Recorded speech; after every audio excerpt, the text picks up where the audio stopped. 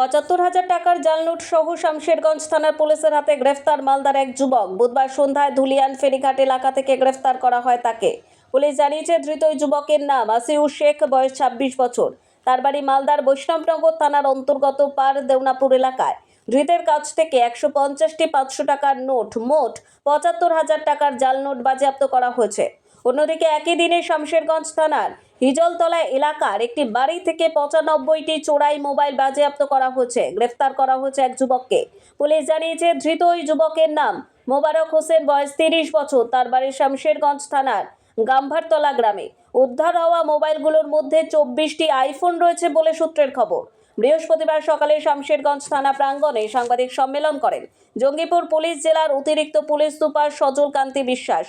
সঙ্গে ছিলেন ফারাক্কার এসডিপিও শেখ শামসুদ্দিন এবং শামশেরগঞ্জ থানার আইসি সুব্রত ঘোষ। ধৃতদের জঙ্গিপুর আদালতে পাঠিয়ে হেফাজতের আবেদন জানানো হয়েছে পুলিশের পক্ষ থেকে। চোরাই কারবারের সঙ্গে আর কেউ জড়িত রয়েছে কিনা তাও খতিয়ে দেখা হচ্ছে পুলিশের পক্ষ থেকে।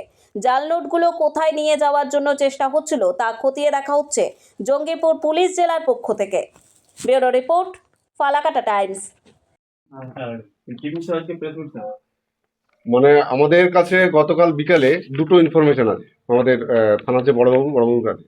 একটা হচ্ছে যে ভাদো যে ফেরিঘাট আছে সেখানে শোনা যায় যে একটা লোক মানে প্রচুর জাল নোট নিয়ে বৈষ্ণবনগর থেকে মানে এদিকে আসছে আর কি। তখন আমাদের বড়বাবু টিম পাঠায়। তখন ওখানে গিয়ে রেড করে আনিসুর নামে একজনকে অ্যারেস্ট করা হয়।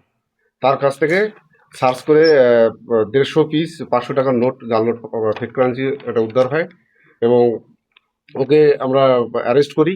ওদেরকে মানে ওকে আজকে ৫ দিনের রিমান্ড সহ কোর্টে ফরওয়ার্ড করা হবে এবং ওকে জেরা করে জানা যাবে।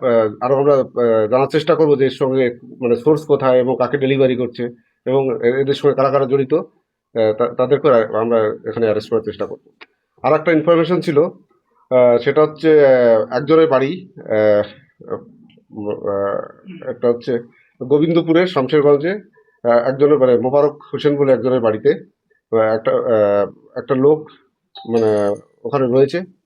তার কাছে প্রচুর মোবাইল রয়েছে আর কি, মানে চুরির মোবাইল।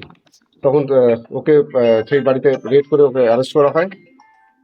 অ্যারেস্ট করার পর ওর কাছ থেকে ৯৫টা মোবাইল, বিভিন্ন দামের মোবাইল আছে, মানে আইফোনও রয়েছে এর মধ্যে। এটা রিকভারি করা হয়।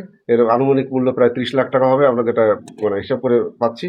এবং একেও ৫ দিনের রিমান্ড সহ একে পাঠানো হবে এবং মানে এর কাছ থেকে আমরা যেটুকু জেরা করে জানতে পেরেছি, এই মোবাইলগুলো বিশেষ করে বাংলাদেশে পাচার করে এবং এখানে অনেক বেশি দামে বিক্রি করে এবং এর সঙ্গে আর কেউ যদি জড়িত থাকে ওকে মানে রিমান্ডে নিয়ে আরো জিজ্ঞাসাবাদ করে সেগুলো আমরা বের করবো এবং যারা যারা এর সঙ্গে জড়িত আছে তাদেরকে অ্যারেস্ট করবো।